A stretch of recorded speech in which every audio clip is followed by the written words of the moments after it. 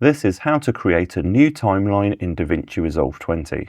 On the Cut page or on the Edit page, if the media pool isn't open, click Media Pool.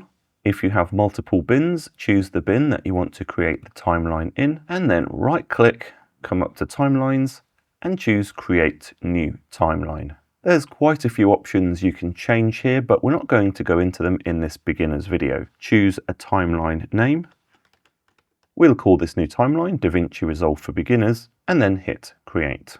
Over in the media pool here, this is our new timeline, DR for Beginners, and down here is the timeline that we can add our new clips to start to create our video edit.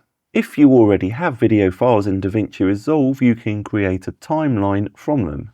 In this footage folder, we've got a number of video files. You can select one video file, or you can select multiple video files by holding down Shift and selecting them. Right-click on one or more video files and choose Create New Timeline using selected clips.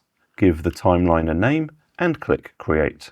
Here you can see the timeline that we just created called Demo, and down here are the media files.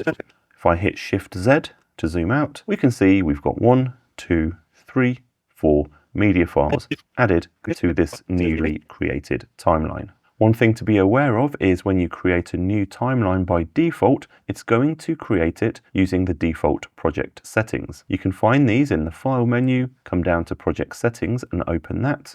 And there's a lot of stuff in here which you don't have to worry about at the minute. The main thing is this timeline resolution. At the minute, this is set to 4K Ultra HD or UHD.